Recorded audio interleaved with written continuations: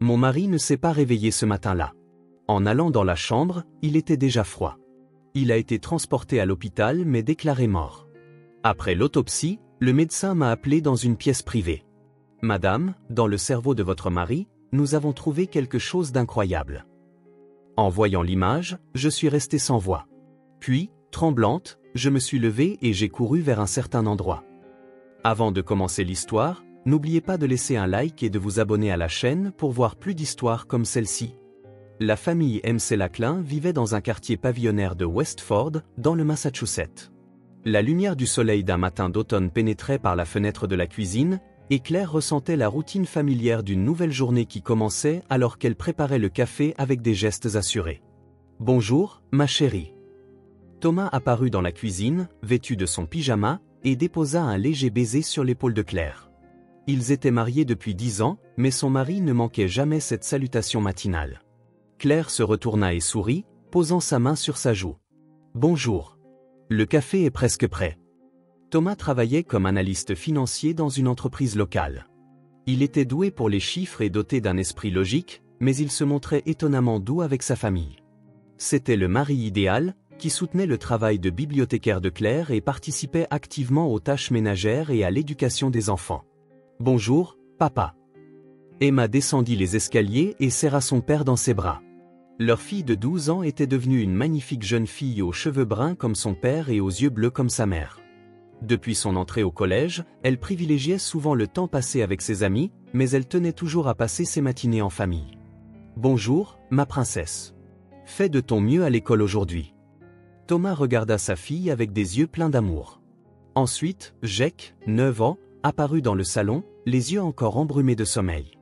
Comme tout garçon actif, un bouton de son pyjama était défait et ses cheveux étaient en désordre.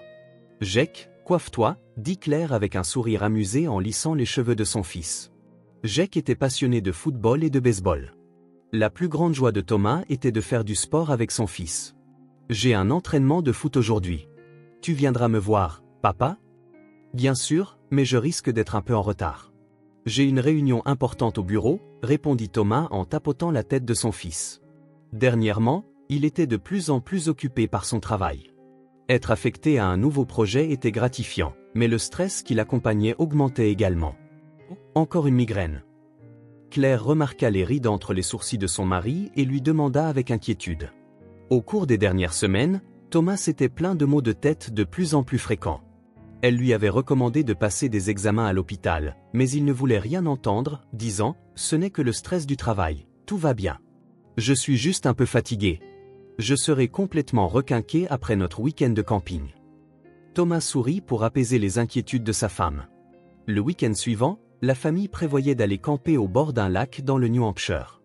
Les enfants attendaient ce voyage avec impatience depuis plusieurs semaines. « Papa, on ira pêcher au camp ?» Jake leva les yeux vers son père avec une expression pleine d'attente. « Bien sûr, nous attraperons un gros poisson ensemble. » La table du petit déjeuner était garnie de pancakes et de fruits frais préparés par Claire. La table à manger, entourée par la famille de 4 personnes, était comme toujours remplie de rires et de conversations. Thomas écoutait les histoires d'école des enfants et Claire parlait du club de lecture qui se tenait aujourd'hui à la bibliothèque. De nouveaux livres arrivent aujourd'hui. Des romans d'aventure pour enfants. Je pense qu'Emma et Jake les aimeront. La bibliothèque de maman est la meilleure, n'est-ce pas ? Dit Emma en regardant sa mère. Claire travaillait à la bibliothèque locale depuis 8 ans et les enfants étaient fiers du lieu de travail de leur mère. Je veux aller à la bibliothèque avec mes amis la prochaine fois, ajouta Jake avec intérêt. Pouvez-vous imaginer gagner 10 000 $ par mois uniquement grâce à YouTube, et tout cela depuis chez vous ? C'est exactement ce que j'ai fait avec des histoires. Sans visage, sans voix. Consultez le lien dans la description si vous êtes curieux. En regardant l'horloge, il était presque l'heure de partir. Thomas enfila son costume et revint dans le salon en ajustant sa cravate. Claire lui tendit sa mallette et se prépara à lui dire au revoir à l'entrée, comme d'habitude. « Prends soin de toi et passe une bonne journée. »« Bonne journée, papa. » Emma et Jake se rassemblèrent également à l'entrée pour saluer leur père. Thomas embrassa chaque membre de la famille et leur dit affectueusement au revoir. Claire continua de faire un signe de la main depuis l'entrée jusqu'à ce que la voiture de son mari disparaisse. Ces journées ordinaires mais heureuses étaient le trésor le plus précieux de cette famille. Alors que la fin du mois d'octobre approchait, l'anniversaire de Thomas était la semaine suivante. Claire prévoyait une fête surprise pour son mari. En voyant son mari rentrer du travail ces derniers temps, elle le sentait fatigué et voulait lui offrir une célébration chaleureuse, juste en famille. Emma, Jake, venez ici. Un samedi après-midi, Claire appela les enfants dans le salon. Thomas était parti jouer au golf avec des amis et ne devait pas rentrer avant le soir. C'était le moment idéal pour une réunion stratégique. Préparons la fête d'anniversaire de papa. Avez-vous des suggestions? Je veux le gâteau au chocolat préféré de papa, lança Jake en levant la main avec énergie. Alors, commandons-le à la pâtisserie du centre-ville. Leur gâteau au chocolat spécial est exquis. Claire élaborait déjà des plans dans sa tête. Elle prévoyait d'aller à la pâtisserie le lendemain, dimanche, et de le récupérer le lundi. Je veux faire une carte à la main pour papa, suggéra Emma. Leur fille de 12 ans était douée pour les arts plastiques et fabriquait toujours des cadeaux faits main avec amour. C'est une idée merveilleuse. Papa adore tes créations. Claire sourit en caressant la tête de sa fille. Le lendemain, la famille se rendit au centre commercial. Thomas avait dit qu'il avait un entraînement de golf le dimanche matin et était sorti, mais il avait en réalité menti pour avoir le temps de choisir des cadeaux avec les enfants. Qu'est-ce qu'on pourrait offrir à papa? Demanda Claire aux enfants dans le magasin de sport. Thomas aimait la pêche comme passe-temps, mais ces derniers temps, il était trop occupé par son travail pour y trouver du temps. Et si on lui offrait une nouvelle canne à pêche? Proposa Emma. Mais papa a déjà plein de cannes à pêche, répondit Jake en secouant la tête. Alors que diriez-vous d'une boîte de pêche? La sienne commence à être vieille. Claire trouva une boîte de pêche de haute qualité. À l'intérieur, de nombreux petits compartiments permettaient de ranger et d'organiser divers équipements de pêche. Le prix était un peu élevé, mais elle semblait assez solide pour durer des années. Prenons ça. Papa sera certainement content. Les enfants furent d'accord. À la pâtisserie, ils commandèrent le gâteau au chocolat spécial. Ils décidèrent de le faire décorer avec des fleurs en sucre et le message « Joyeux anniversaire, Thomas ». Vous pourrez venir le chercher mardi soir à 18 h, expliqua poliment l'employé de la pâtisserie. Quand ils rentrèrent des courses, Thomas était déjà à la maison, travaillant dans son bureau. Même si c'était un jour de congé, il travaillait de plus en plus souvent à la maison ces derniers temps. Bon travail. Comment s'est passé ton entraînement de golf?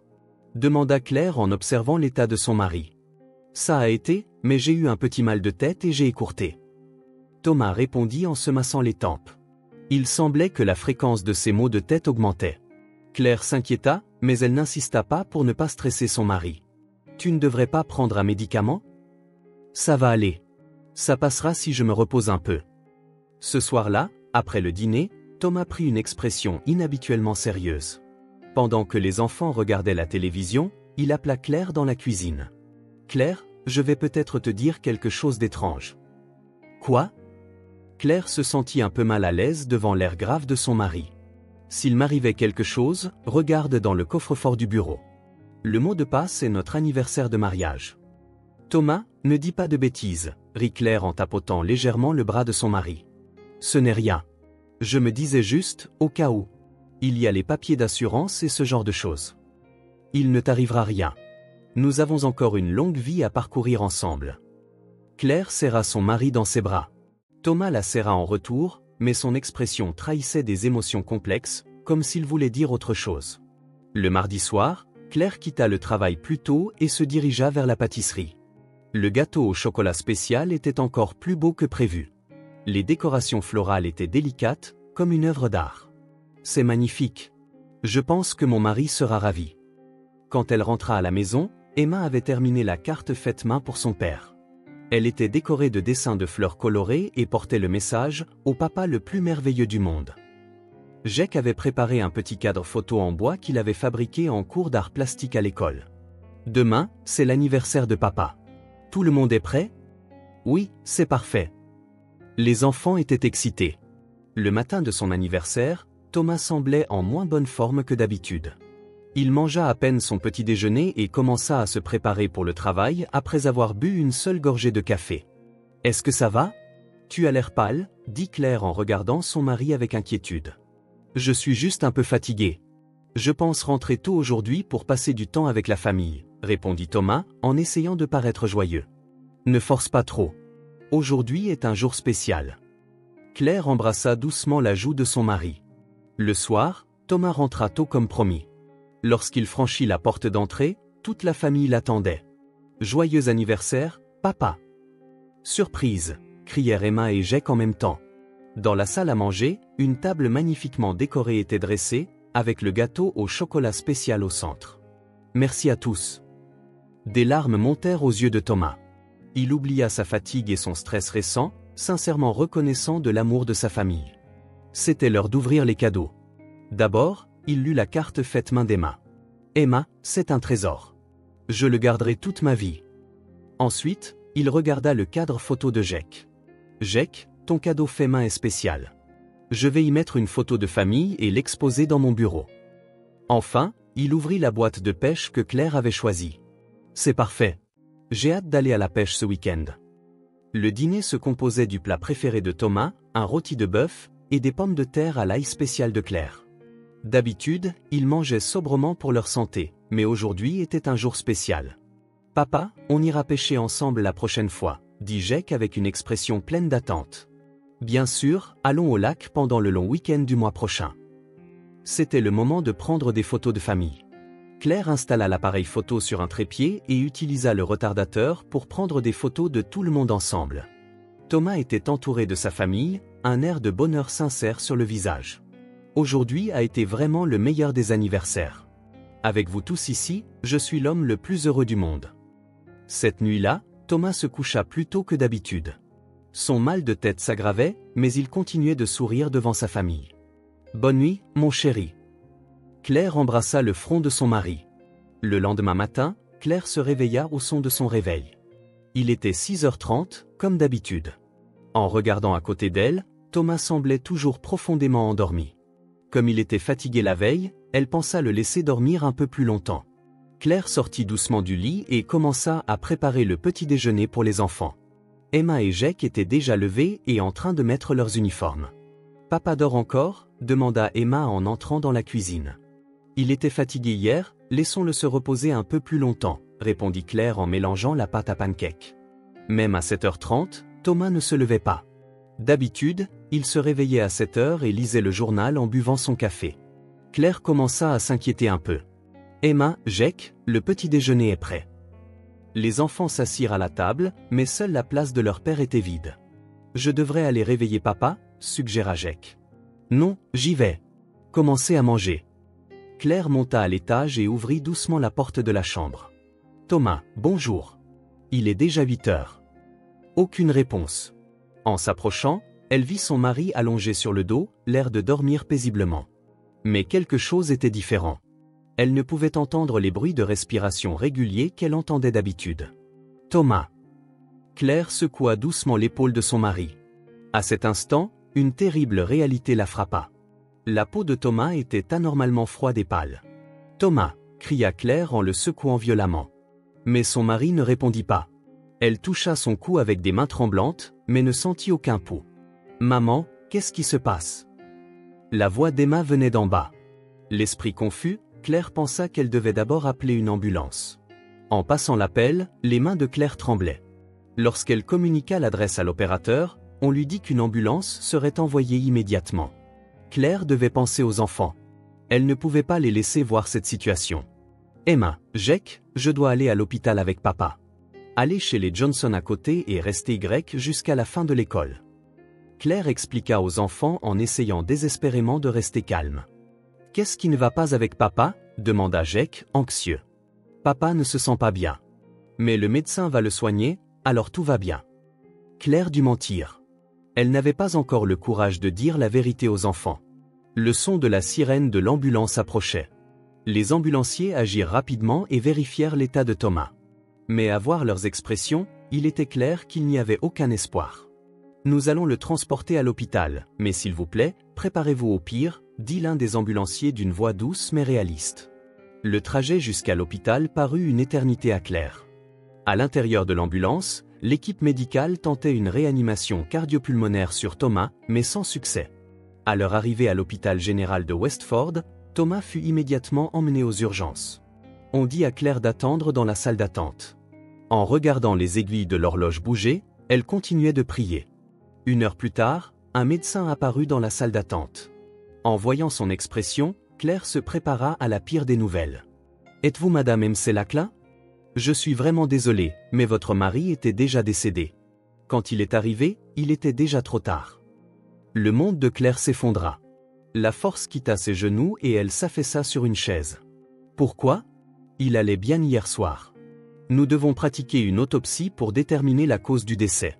Comme il s'agit d'une mort subite, un examen détaillé est nécessaire, expliqua soigneusement le médecin. 3 jours plus tard, les résultats de l'autopsie arrivèrent. Claire fut de nouveau convoquée à l'hôpital. Cette fois, c'est le médecin légiste, le docteur Reynolds, qui s'occupait du cas. « Madame Mselakla, veuillez vous asseoir. » L'expression du docteur Reynolds était perplexe. « Concernant la cause du décès de votre mari, nous avons fait une découverte très inhabituelle. » « Une découverte inhabituelle ? S'il vous plaît, regardez l'IRM cérébral. » Le médecin tourna l'écran de l'ordinateur vers elle. Sur l'écran se trouvait une image en coupe du cerveau de Thomas. « Regardez cette petite zone d'ombre. » Le médecin pointa une partie de l'écran. « Madame, quelque chose d'incroyable a été découvert dans le cerveau de votre mari. » Claire fixa l'écran. Dans une partie du cerveau, il y avait clairement une ombre qui ressemblait à un corps étranger. Qu'est-ce que c'est ? C'est un parasite. De plus, c'est un type de parasite très rare. Normalement, ce type de parasite ne se trouve que dans les régions tropicales. Claire eut le souffle coupé. Un parasite. Mais mon mari n'a pas voyagé à l'étranger. C'est là le problème. Ce parasite envahit lentement les tissus cérébraux sur plusieurs années et finit par détruire d'importants circuits neuronaux. Votre mari ne se plaignait-il pas de maux de tête récemment ? Si, il avait souvent des maux de tête ces dernières semaines. C'étaient les symptômes causés par ce parasite. Et la nuit dernière, des fonctions cérébrales vitales se sont finalement arrêtées. Claire fixa l'écran en se remémorant les paroles de son mari. « S'il m'arrivait quelque chose, regarde dans le coffre-fort. » Pourquoi avait-il dit une telle chose ? C'était comme s'il avait eu le pressentiment que quelque chose allait lui arriver. « Est-ce que ce parasite apparaît naturellement ? » demanda Claire d'une voix tremblante. L'infection se produit généralement par la consommation d'aliments ou d'eau contaminée, mais ce type de parasite apparaissant naturellement en Amérique du Nord est extrêmement rare. La possibilité qu'il ait été administré intentionnellement ne peut être exclue. Les mots du médecin frappèrent le cœur de Claire. Il lui fallut plusieurs secondes pour comprendre le sens de « intentionnellement ». Alors, quelqu'un a fait ça à mon mari ? Nous ne pouvons rien affirmer de définitif à ce stade, mais nous devons signaler cela à la police. Ce sera traité comme une mort suspecte. Claire se leva. Son corps tremblait. Les derniers mots de son mari résonnaient dans son esprit. « Regarde dans le coffre-fort. » Elle devait rentrer immédiatement et ouvrir ce coffre. Elle devait savoir ce que son mari cachait et pourquoi il avait laissé ces mots. « Excusez-moi, je dois rentrer tout de suite, » dit Claire au médecin. « Bien sûr, mais la police voudra vous parler, alors veuillez coopérer lorsqu'ils vous contacteront. » En quittant l'hôpital, Claire conduisit jusqu'à chez elle, les mains tremblantes agrippées au volant. Il était difficile d'accepter la réalité que la mort de son mari n'était peut-être pas un accident, mais les mots qu'il avait laissés devaient avoir un sens. En arrivant à la maison, Claire se précipita dans le bureau. Les enfants étaient encore à l'école, et les Johnson s'étaient arrangés pour aller les chercher. Elle avait maintenant le temps de faire face seule au secret de son mari. Le bureau sentait encore Thomas. Son eau de Cologne préférée se mêlait à l'odeur du café et des vieux livres.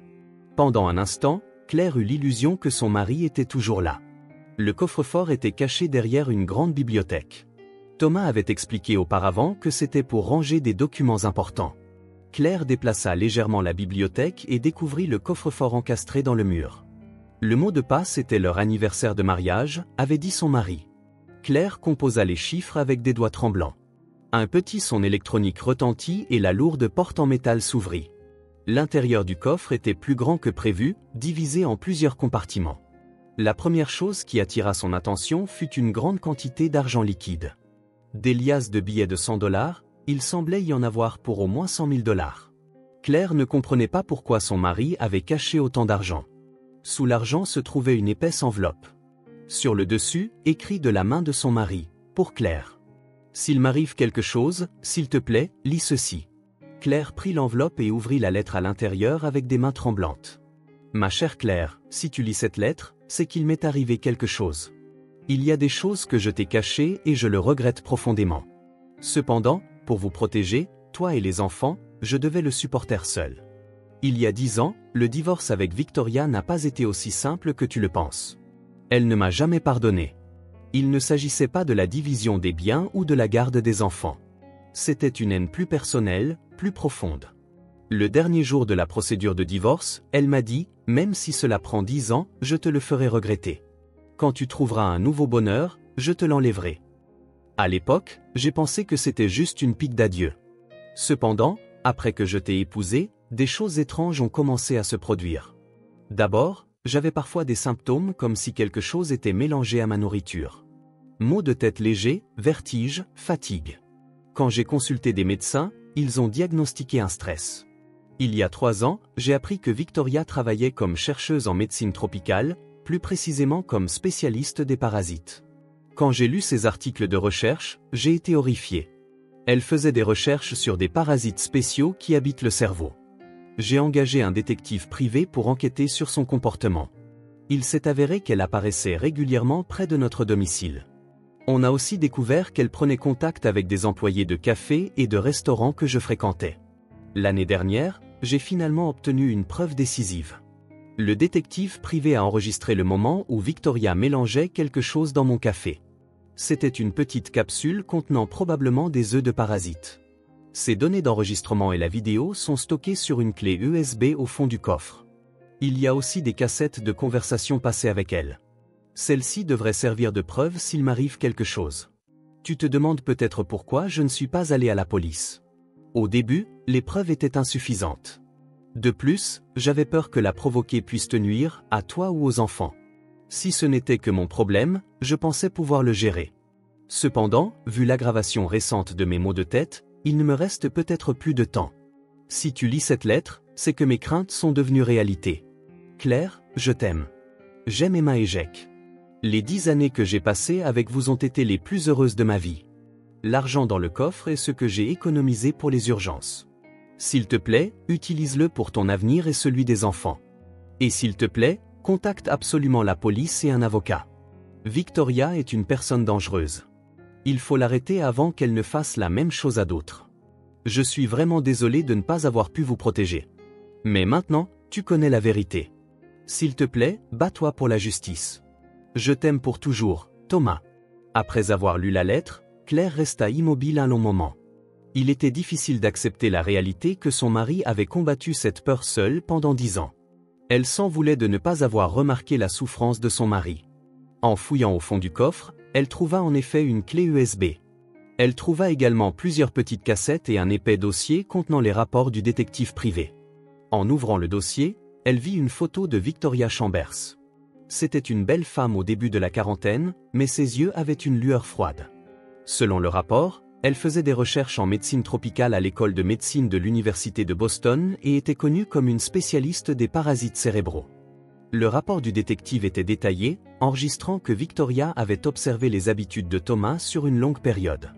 Elle s'était liée d'amitié avec les employés du café que Thomas visitait chaque matin et avait mélangé quelque chose dans son café certains jours. Sur la dernière page se trouvait une image fixe d'une séquence vidéo. Elle montrait le moment où Victoria laissait tomber une petite capsule dans une tasse de café. L'image était nette et son visage était clairement identifiable. Claire se leva et se dirigea vers le téléphone. Elle devait d'abord contacter la police, puis un avocat. La mort de son mari était un meurtre, et l'auteur était son ex-femme. Ici le département de police de Westford. J'ai quelque chose à signaler concernant la mort de mon mari. C'est une affaire de meurtre. La voix de Claire passait de la tristesse à la colère. Agence de détective Smith? Je suis Claire Laclin. Je veux parler de l'affaire sur laquelle vous enquêtiez pour mon mari. Après avoir raccroché, Claire relut la lettre. L'amour de son mari et son désir désespéré de protéger sa famille débordaient entre les lignes. En même temps, elle pouvait sentir la solitude de son mari qui avait porté ce fardeau seul pendant 10 ans. Dehors, le soleil commençait à se coucher. Il était presque l'heure pour les enfants de rentrer. Claire devait réfléchir à la manière de leur dire la vérité. Mais avant cela, elle devait laver l'honneur de son mari et obtenir justice. Après avoir pris toutes les preuves du coffre-fort, Claire les rangea en lieu sûr. Demain, elle rencontrerait un avocat et soumettrait toutes les preuves à la police. Victoria Chambers devait être jugée pour le crime d'avoir tué son mari. Avant de quitter le bureau de son mari, Claire relut la lettre une dernière fois. Les derniers mots, « Je t'aime pour toujours », étaient profondément gravés dans son cœur.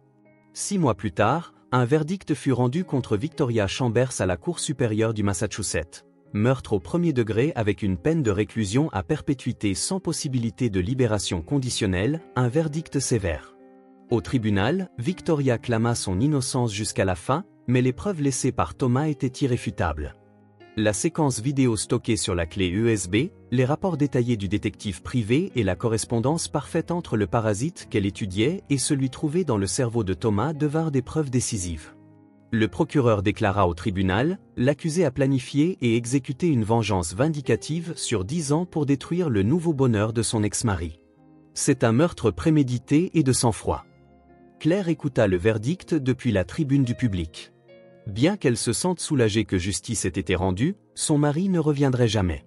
Cependant, l'honneur de Thomas était sauf et des victimes similaires avaient été évitées. Environ 1 an après la mort de son mari, Claire rangeait le bureau lorsqu'elle découvrit un autre tiroir caché. À l'intérieur se trouvait une petite caméra vidéo. Lorsqu'elle l'a mis en marche, elle contenait le dernier message de Thomas. « Claire, Emma, Jake, si vous regardez cette vidéo, vous avez sûrement appris la vérité.